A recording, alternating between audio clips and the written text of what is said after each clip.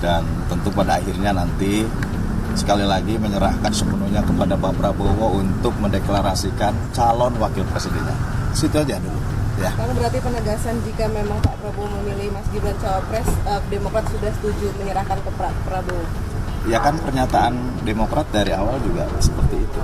Termasuk kalau yang dipilih Pak Prabowo bukan Mas Gibran gitu? Ya siapapun. Ya, kalau siapapun ya terserah. Kedaulatan kan sudah Pak SBY juga sudah jelas bahwa kedaulatannya. Saya selalu mengatakan koalisi yang lebih gemuk atau lebih besar kekuatan mesin politiknya, salah satu kelemahannya malah terkait dengan pengambilan keputusan.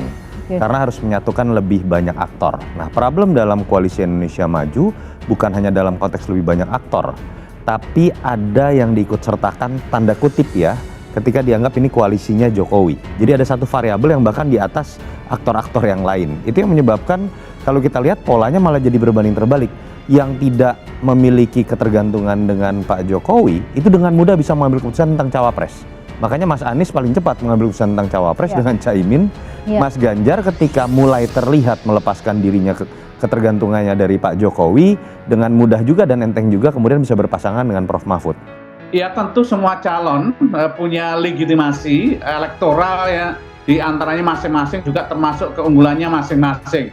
Tentu menghitung siapa yang tepat, siapa yang pas gitu, juga tidak menggunakan satu parameter saja. Tapi tentu ini kompleks sekali dan Pak Prabowo saya yakin punya ukuran-ukuran, punya parameter-parameter yang tepat, punya rasa, punya chemistry yang tepat untuk menentukan wakilnya. Karena apa? Bahwa wakil presiden ini bukan hanya kemudian terkait dengan pencalonan saja, bukan terkait dengan kemenangan saja, tapi calon wakil presiden ini juga harus utuh satu chemistry, satu hati, satu visi ketika diberikan amanah kemenangan oleh rakyat untuk 5 tahun ke depan. Dukung Prabowo Gibran, Wasekjen Partai Demokrat pamit.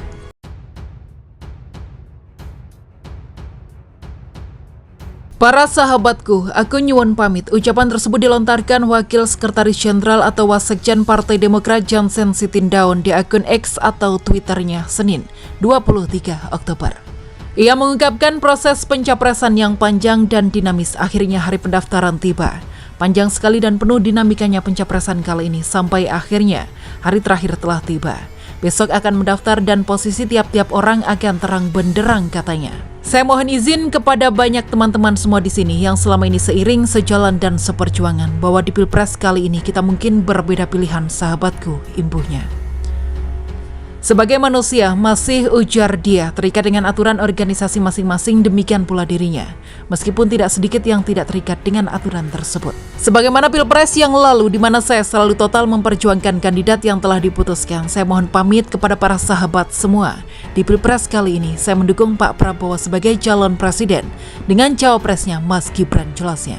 Selamat berjuang untuk kita semua sahabatku dalam memperjuangkan dan memenangkan kandidat masing-masing. Pilihan kita kali ini mungkin beda, namun rasa perkawanan kita tetap sama. Buah persahabatan yang telah dipupuk bertahun-tahun ini imbuhnya.